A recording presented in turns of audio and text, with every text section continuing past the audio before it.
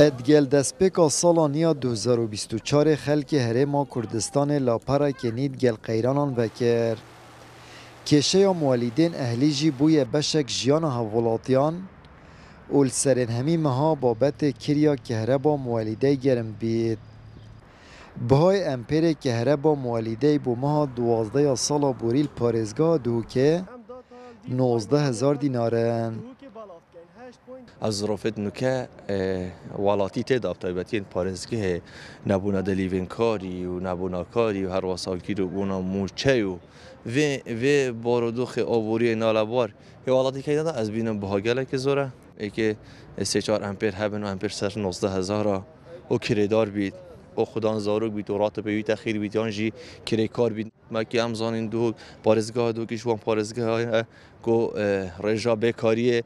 آستکی بلند دایه یعنی اد بیدم گلکا یا گران سروالات یا خلک هیوی بو که 2024 سالکانی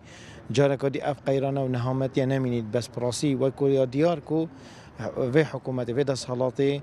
اوا کشکار کفتی و پارلمان نمای چه پلانینن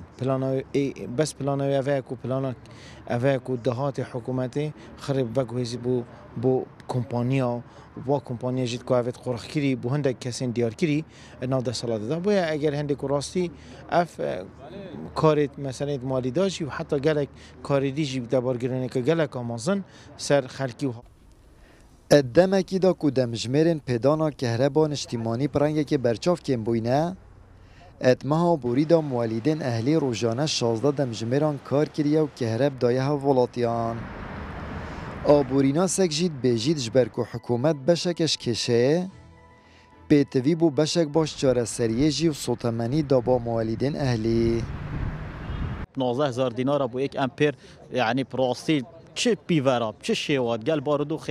آبوری گل روش آبوری خلک پارزگادو که ناگنجیتن چون که هم همیزان خلک چه روش دهی اما دیا بیتن حکومت هرما کردستان هندک ریکار گرد بانه بر بوی که کو بارسویکی با نابیم بلا سیستم خدانت مالی دا بیتن ما فوای اوجی کار کیتن بس بلا پشک که شوی پترول چاندانی نبیت فروتن بغدانا ورگریتن بیرت مداد خلک در تخیتن پشک که پترول بدن خدانت مالی دا و کی سال چوی دا اواجی بهای امپرینا بخاره ام زانی کار با یا حکومت یا گشتی یا کیما مالی دا پتر شول کرد پتر با سر خلک که تا سپانتن اوجی یک شوا اگر وقتی حکمت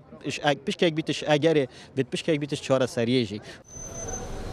قیران دارایل هرما کردستان پرنگه کی دریج بویه که ایده هاولاتیان شیانین برگیری کرنش دست داینه.